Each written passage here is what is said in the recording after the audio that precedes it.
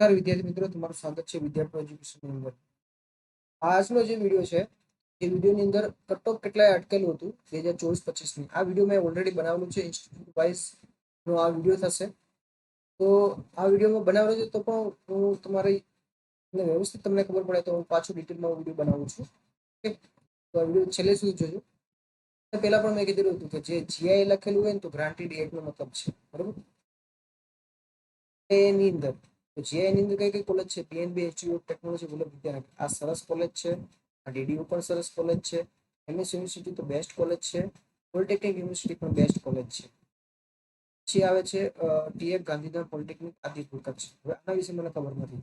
Okay, government college છે તો ગવર્મેન્ટમાં જે એવી પર ટેકનિકલ ઇન્સ્ટિટ્યૂટ રાજકોટમાં જે રહેતા એના માટે આ સરસ કોલેજ છે. સુરેન્દ્રનગર રહેતા તો આ પણ સરસ કોલેજ છે. અમરેલીમાં આ સરસ કોલેજ છે. સુરતમાં તો આ બેસ્ટ કોલેજ છે, ડોક્ટર એસ ગાંધી કોલેજ છે. પછી આપણે આવી જઈએ છીએ સુરતમાં. ગર્લ્સ માટે આ બેસ્ટ કોલેજ છે, ગવર્મેન્ટ ફોર ગર્લ્સ સુરત. પછી આ પોલિટેકનિક ફોર ગર્લ્સ અમદાવાદમાં આ બેસ્ટ કોલેજ છે. પછી આ કોલેજના રિગાર્ડિંગ મને ખબર નથી, તમે એકવાર વિઝિટ કરી લેજો. એમાં હોસ્ટેલ છે કે નહીં, વિદ્યાર્થીઓ કઈ રીતે મતલબ કે કઈ રીતે એમને ભણાવે છે, કઈ રીતે એડમિશન થાય એકવાર વિઝિટ કરી લેજો. ખેડામાં ગવર્મેન્ટ આવેલી છે. પછી આ પણ સારી કોલેજ છે, government polytechnic Ahmedabad. Government polytechnic Bhuj, બરોબર. ભુજ કચ્છ ભુજમાં હોય તો ગવર્મેન્ટમાં એડમિશન આમાં લઈ લીધું, બરોબર. પછી ગવર્મેન્ટ પોલિટેકનિક છોટા ઉદેપુર, બરોબર છે. છોટા ઉદેપુર માટે આ કોલેજ બેસ્ટ છે. પછી દાહોદની અંદર આ કોલેજ પણ સરસ છે.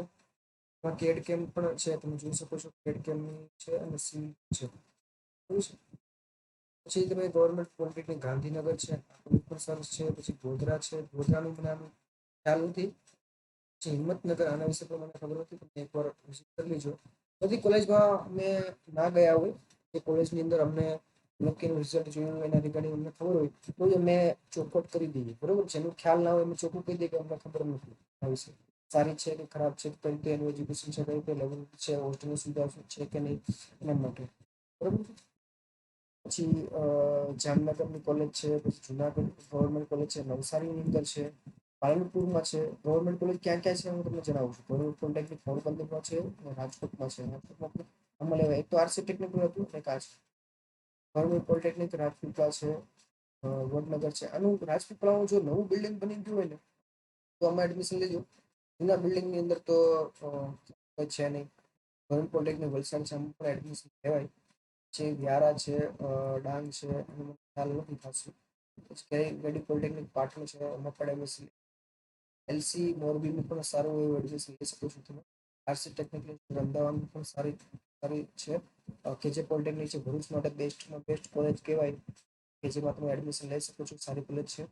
ભાવનગરની અંદર Shri sir Bhavsinhji polytechnic institute છે, સારી કોલેજ છે, એડમિશન લઈ લેવું જોઈએ આનું મત હોય તો. પછી ટ્રિપલ પી છે, પબ્લિક પ્રાઇવેટ તો એશિયન ઇન્સ્ટિટ્યૂટ ઓફ ટેકનોલોજી છે વડલી, એમને ખ્યાલ નથી આના વિશે. એવી પોલિટેકનિક રાજુલા છે, તો આના વિશે પણ ખ્યાલ નથી, બરોબર છે. તો આપણે અહીંયા બાકી છે જીઆઈએ કોલેજ, ગવર્મેન્ટ કોલેજ અને પબ્લિક પ્રાઇવેટ પાર્ટનરશિપ, બરોબર છે.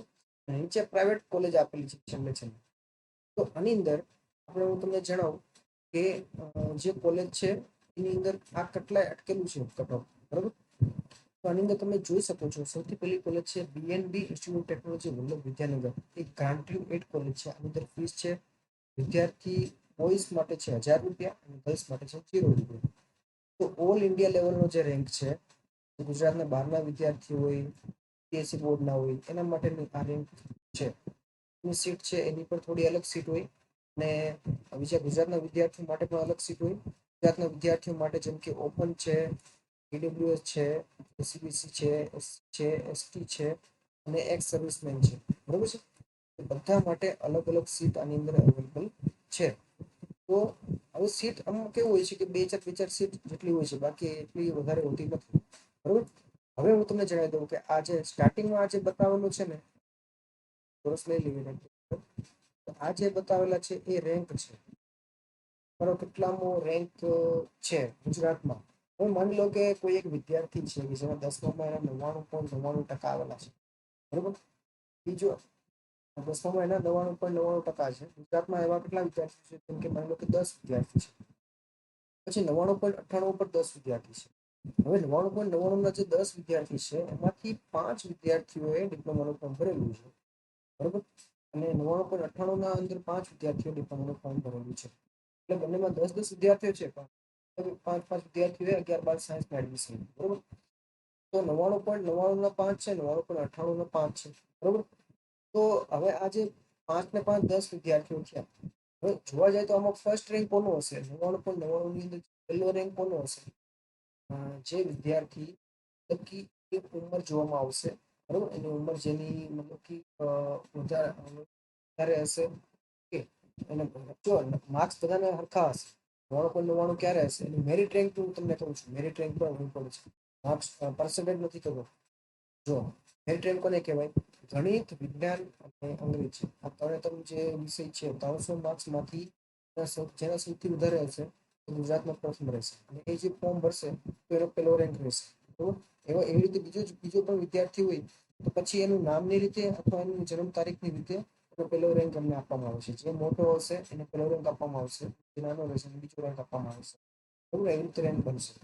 તો એવી રીતે ધીમે ધીમે ધીમે જેના માર્ક્સ ઓછા હશે એવી રીતે એનો રેન્ક છે વધતો જશે. કે આ 2311 અહીંયા તમને દેખાય છે, બરોબર છે. આ 2311 નો મતલબ શું છે તમને ખબર પડી? હું સમજાવું કે આ 2311 લખેલા છે ને, તો એનો મતલબ એવો છે કે આ વિદ્યાર્થીનું આ કોલેજમાં ઓલ ઇન્ડિયા લેવલે 2311 અટકેલું છે, માર્ક્સ અટકેલું છે, બરોબર. હું પાછું તમને ઝૂમ કરીને તમને બતાવું છું કે આનો મતલબ શું છે. માની લો કે આ જે ઓપન ની અંદર જે અટકેલું છે 18,527 અટકેલું છે, 192 માર્ક્સ અટકેલું છે. એનો મતલબ શું થાય છે? એનો મતલબ એવો થાય છે કે જે વિદ્યાર્થીને 191 માર્ક્સ આવેલા હશે એને આ કોલેજમાં એડમિશન નહીં મળ્યું. 192 જે વિદ્યાર્થી છે એ વિદ્યાર્થી સિવિલ એન્જિનિયરિંગમાં એ છેલ્લો વિદ્યાર્થી છે. સિવિલ એન્જિનિયરિંગની આની જેટલી પણ છે બીએનબી ઇન્સ્ટિટ્યૂટની કેટલી સીટ છે એ આપણે એકવાર જોઈએ. હું તમને બતાવું કે બીએનબી ઇન્સ્ટિટ્યૂટની સીટ કેટલી છે, બરાબર છે. હું તમને ડિટેલમાં બતાવું છું, તો એક લાઈક તો આનો વિડીયોને આપી જ દેજો. આપેલી હશે અત્યારે ગવર્મેન્ટ કોલેજ આપેલી છે, તો બીએનબી ઇન્સ્ટિટ્યૂટ આવી ગઈ, બરોબર. અહીંયા જોઈ શકો છો બીએનબી ઇન્સ્ટિટ્યૂટ ટેકનોલોજી. લાઈન કરી દો, આ લાઈન છે. સિવિલની કેટલી વેકેન્સી છે? 60 જેટલી. હવે 60 જેટલી વેકેન્સી છે તો મતલબ કે આ 60 નો ક્લાસ હોય, 60 ક્લાસમાં જે આ વિદ્યાર્થી છે એનો છેલ્લો નંબર આવ્યો હશે ઓપનમાં. 191 નંબર જેને આવ્યો હશે ને તો એને આમાં નહીં મળ્યું. 192 જે નંબર મળ્યો છે 60 નો વિદ્યાર્થી હશે. આ ફર્સ્ટ નો વિદ્યાર્થી નથી. ફર્સ્ટ નું તો આમાં બતાવતા જ નથી, બરોબર. કે ફર્સ્ટ કેટલા અટકેલું છે કે શું છે એ બધું બતાવતા જ નથી. આ જે વિદ્યાર્થી છે એ 60 નો વિદ્યાર્થી છે. પછી આપણે ઈડબ્લ્યુએસમાં આવી જઈએ. 29,370 અટકેલું છે તો 159 માં. હવે આ 159 શું છે, 192 શું છે, 256 શું છે, એ માર્ક્સ છે. ગણિત, વિજ્ઞાન અને અંગ્રેજીનું ટોટલ. એ તમારું પણ જોઈ લેજો, બરોબર છે. થાય છે. જે એસસીબીસી ઓબીસીમાં જુઓ તો 33,371 તો 146 અટકેલું છે. અને એસસીમાં તમે જો 129 અટકેલું છે. એસટીમાં જો તો 144. તમે વિચારો કે આટલા ઓછા માર્ક્સે પણ મતલબ કે બીએનબી કોલેજમાં મળી ગયું એ સારું કહેવાય, બરોબર. પછી જે કોમ્પ્યુટરમાં આપણે આવી જઈએ તો કોમ્પ્યુટરમાં જુઓ તો ઓલ ઇન્ડિયા લેવલ 339 અટકેલું છે. 277 માર્ક્સ. મતલબ કે એવો છે કે માની લો કે સીબીએસઈ બોર્ડ હોય, ગુજરાતના બહારના જે વિદ્યાર્થીઓ હોય, બરોબર. તો એવા વિદ્યાર્થીઓને 277 અટકેલું 276 કે 75 હશે તો પણ આમાં મળ્યું નહીં હોય. અત્યારે આટલું ઉપર ગયું છે, આના લેવલે ગયું છે, બરોબર છે. જે આપણે બીજી કોલેજમાં આપણે આવી છીએ, જેમ કે નડિયાદ કોલેજ છે તો ગ્રાન્ટેડ છે. કેમિકલ એન્જિનિયરિંગમાં કેટલું છે? 276 અટકેલું છે. વિચાર કરો, 276 માર્ક છે અને 386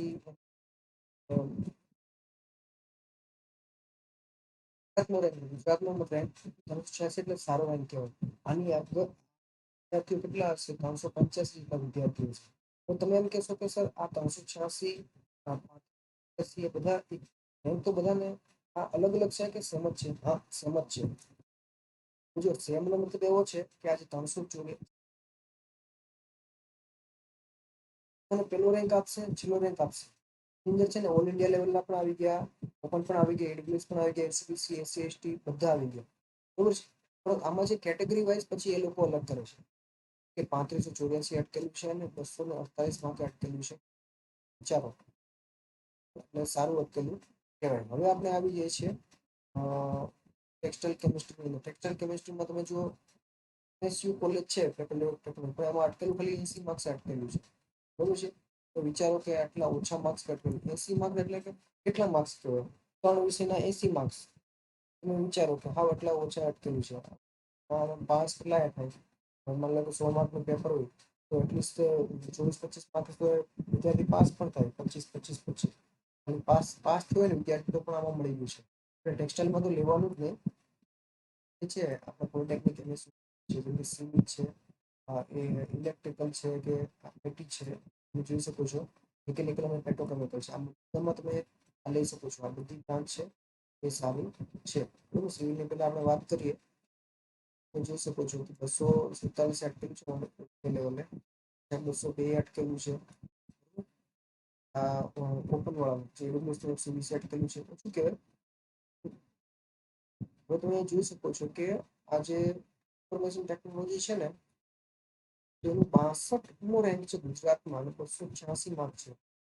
અટકેલું છે. તમે વિચારો અટકેલું નો મતલબ શું છે? તમને ખબર છે કે આ છેલ્લો વિદ્યાર્થી છે ઓલ ઇન્ડિયા લેવલે. હવે આના જાય તો માની લો કે ગુજરાતના બહારના વિદ્યાર્થીઓ આની અંદર 5 વિદ્યાર્થીઓ હોય, સીબીએસઈ ના માની લો કે 5 વિદ્યાર્થીઓ હોય, 5 થી 10 વિદ્યાર્થીઓ હોય, તો એમાં જે 10 વિદ્યાર્થી છે એમાંથી આ 10મો વિદ્યાર્થી 286મો હશે. એના આગળ વિદ્યાર્થી હશે જેના 290 કે 292 એવા માર્ક્સ હશે, પરંતુ 285 માર્ક્સ એના કોઈ ફોર્મ ભર્યું હોય ને આમાં આઈટીમાં તો એનું મળ્યું હશે નહીં. બરોબર. એટલે આવું કોમ્પિટિશન છે આ કોલેજની અંદર.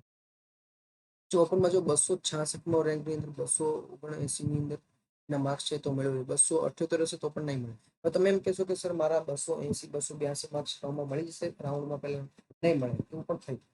બરોબર. કઈ રીતે થાય કે માની લો કે તમારા આગળના જેટલા વિદ્યાર્થીઓ છે ને એમાં ફોર્મ ભરેલું હશે, વધારે વધારે ફોર્મ ભરેલું છે, આમાં તમારો રેન્ક છે પાછળ જતો રહેશે.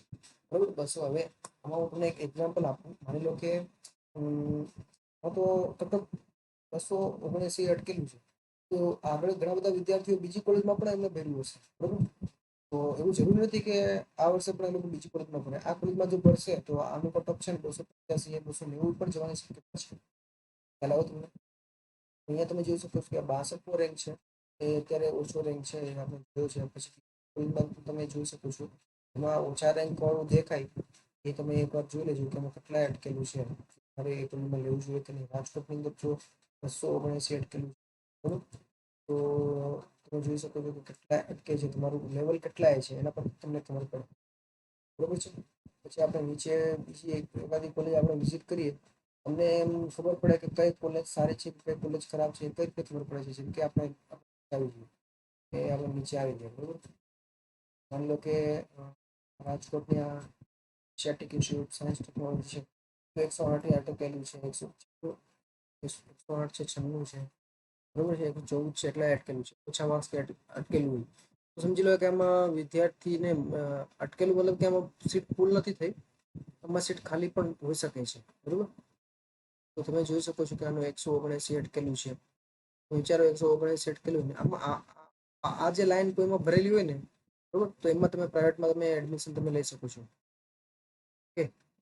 એના હજુ 209 અટકેલું છે. તો વિચારો બીએનબી ઇન્સ્ટિટ્યૂટની છે ને ગવર્મેન્ટ પણ છે અને પ્રાઇવેટ પણ છે. ગવર્મેન્ટની સીટમાં જેમને ના મળે તો એ લોકો પ્રાઇવેટમાં લેતા હોય. પ્રાઇવેટમાં કોલેજ સરસ છે. એ તમે બીએ જ કરતી આ કોલેજ છે, સરસ કોલેજ છે. આ જામનગર 235 અટકેલું. કયા કોર્સમાં અટકેલું છે? સિવિલ એન્જિનિયરિંગ 235 અટકેલું છે. બરોબર. તમે વિચારો કે ગવર્મેન્ટ પ્રાઇવેટમાં 235 એટલે સારી બાબત કહેવાય. નીચે આપણે આવી જઈએ છીએ જો અટકેલું કેટલા ઓછા ઓછા માર્ક અટકેલું જોઈએ છે. એમાં સારું અટકેલું જગ્યાએ 179 છે અટકેલું છે. અટકેલું મતલબ કે હવે આની અંદર હોઈ શકે છે કે એડમિશન લીધું હોય નજીક તો પણ એવી રીતે હોઈ શકે છે. અટકેલું છે પોરબંદર. જેમ કે માની લો કે 60 સીટ હોય ને 10 વિદ્યાર્થી એડમિશન લીધું હોય, 10મો વિદ્યાર્થી જે છેલ્લો હોય ને એ આ નંબર હોય. ગવર્મેન્ટમાં પણ એવી રીતે જ હોય. ગવર્મેન્ટમાં છે ને થઈ ગયા હોય એ બાબત પણ છે કે આપણે આવી જઈએ જેમ કે મહેસાણામાં 189 નો જે વિદ્યાર્થી છે, તો આવી રીતે તમે બધી કોલેજમાં જોઈ શકો છો. આ લિસ્ટ મેં ગ્રુપમાં મોકલેલું જ છે, અને માની લો કે તમને ના મળ્યું હોય તો હું પાછું ટેલિગ્રામ ચેનલમાં મોકલી દઈશ. જે વોટ્સએપ ગ્રુપના નંબર છે, ટેલિગ્રામ ચેનલ છે, એમાં જોઈન થઈ જજો. ચેનલ લાઈક કરવાનું ભૂલતા નહીં, ચેનલ સબસ્ક્રાઈબ કરવાનું ભૂલતા નહીં, જેથી કરીને આવા બધા વિડીયો તમને ટાઈમ ટુ ટાઈમ તમને મળતા રહેશે. જય હિન્દ, જય ભારત.